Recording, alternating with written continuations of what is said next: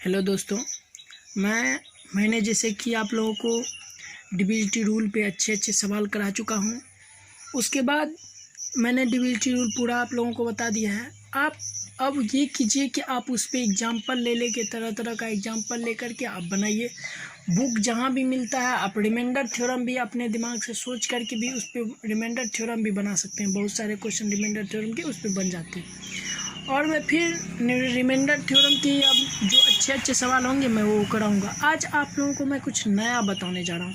नया क्या बताने जा रहा हूँ, चूँकि देखिए मेरे चैनल का ही नाम है बेसिक कॉन्सेप्ट ऑफ मैथ का बेसिक कॉन्सेप्ट देना। आज हम आप लोगों को बताएंगे कि आप अभी तक जहाँ भी पढ़े होंगे, जिस भी टीचर के पास पढ़े होंगे, आपको किसी टीचर ने नहीं बताया होगा जो कि मैं आज बताने जा रहा हूँ।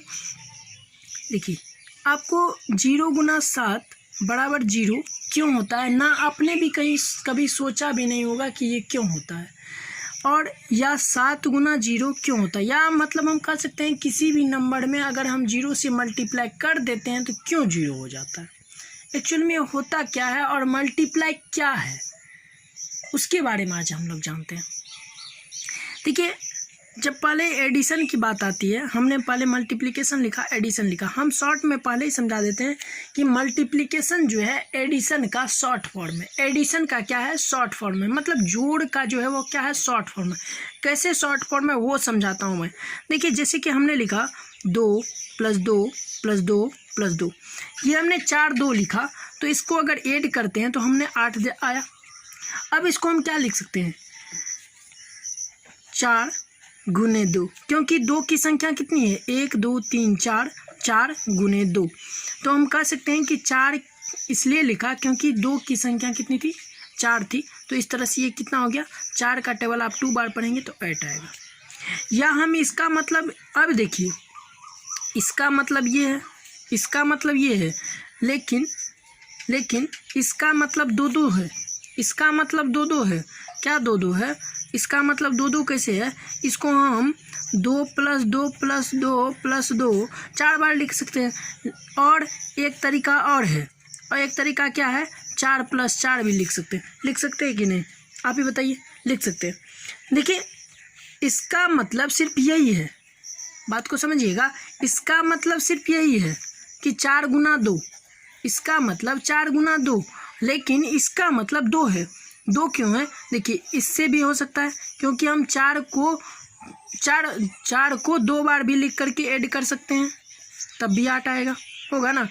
या हम 2 को कितना लिखेंगे, 4 बार लिख के ऐड करेंगे।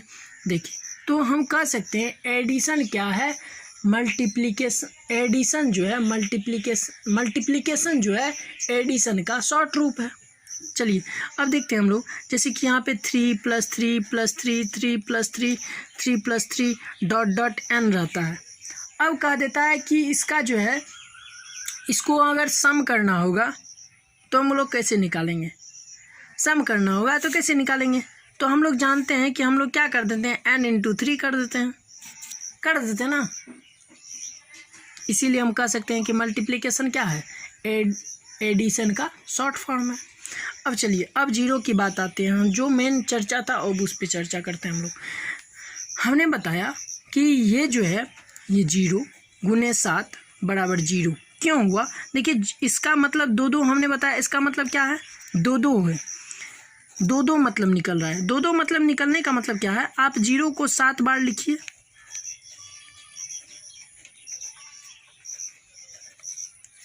3 3 6 + 1 7, 7 बार लिखिए और ऐड कीजिएगा तो हम जानते हैं कि 0 + 0 + 0 + 0 0 होता है। 0 का मतलब एक्चुअल में है क्या, 0 का मतलब ये है कि इसका कोई अस्तित्व ही नहीं है। 0 का कोई अस्तित्व, खाली अगर 0 है तो अस्तित्व नहीं है। लेकिन अगर 1 0 है, 1 और 0 है तो इसका बहुत बड़ा वैल्यू है। आप लोग जानते हैं, इसके आगे 1 के आगे या किसी नंबर के आगे है तो उसका बहुत बड़ा वैल्यू है, और 1 के पीछे जो है 0 का कोई वैल्यू नहीं है। तो हमारे जैसे कि आप लोग को पता होगा कि राहुल गांधी जो है क्या करते थे, तो जो है 1 के पीछे ही 0 लगा देते थे। तो ऐसा नहीं करना है हम लोग को। 1 के अगर आगे 0 लगाना है, 0 लगाएंगे तो उसका अलग बहुत बड़ा वैल्यू होगा। तो इसका मतलब उस पर नहीं जाना है, यहाँ पे हमको नहीं जाना है। मेन चर्चा हम लोगों का ये है कि 0 गुना 7 बराबर 0 क्यों होता है। उसके लिए मैंने बताया कि ये 0 + 0, हमने अगर मान लेते हैं कि हमने एक कलम लिया, मेरे पास कलम रहता तब ना हम दूसरे कलम के साथ ऐड करते। मान लेते हैं हम मेरे पास एक कलम है और एक खरीदा, तो 1 + 1 2 हो गया, मेरे पास 2 कलम हो गया। लेकिन मेरे पास कोई कलम ही नहीं है, तो मेरे पास क्या होगा। तो इसका मतलब हम कह सकते हैं कि मेरे पास कुछ है ही नहीं। तो हम कितनों बार कुछ है ही नहीं कुछ अगर ऐड करेंगे तो क्या निकलेगा, आंसर कुछ नहीं निकलेगा। अगर हम कह सकते हैं कि कुछ नहीं को हम अगर कितनों बार कुछ नहीं अगर कितनों बार उसको ऐड करेंगे तो आंसर क्या होगा, कुछ नहीं। मेरे पास आंसर आएगा कुछ नहीं। तो ये हम कह सकते हैं कि 0 को कितनों बार ऐड कीजिएगा तो आपको आंसर क्या आएगा, 0 आएगा। लेकिन आप चलिए अब हमने बताया कि इसको 2 प्रोसेस में लिख सकते हैं। तो इसको क्या लिखेंगे, एक तरीक़ा से 7 गुना 0 का मतलब क्या, 0 हुआ, एक तरीक़ा से 0 हुआ, मतलब जोड़ के 0 हुआ। हमने कहा अब हमने बताया कि 4 को ऐसे लिख सकते हैं कि 2 को 4 बार लिखना तब जोड़ना, या 4 को 2 बार लिखना। इसका मतलब क्या हुआ कि हमने 0 को कुछ लिखा ही नहीं।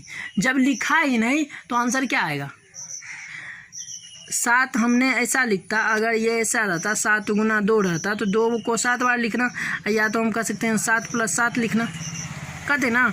लेकिन यहाँ पे 0 गुना 7 है, कुछ लिखेंगे ही नहीं तो क्या आंसर आएगा, कुछ लिखेंगे ही, ये तो 0 लिखे है ना, कुछ लिखेंगे ही नहीं तो आंसर क्या आएगा, कुछ नहीं। और कुछ नहीं का मतलब 0, कुछ नहीं का मतलब 0।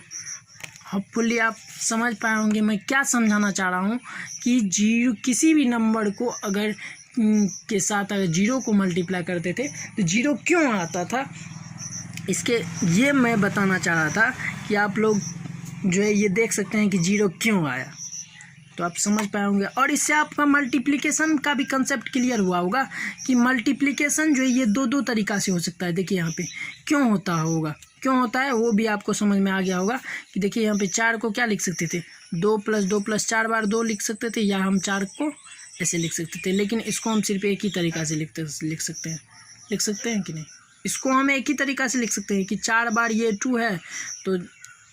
तो आप समझ पाएंगे। अगर अच्छा लगता है तो शेयर कीजिए ताकि बहुत सारे अच्छे वीडियो देख सके, बच्चे देख सके, जिससे बेसिक कंसेप्ट क्लियर हो। और मैं फिर आगे भी कुछ 2-3 क्लास जो है बेसिक का ही बताऊंगा और अच्छे बेसिक थॉट बताऊंगा, जो कोई आपको कभी पता भी हो सकता है और नहीं भी पता होगा। बहुत सारे स्टूडेंट को पता भी होगा, नहीं भी पता होगा। चलिए धन्यवाद।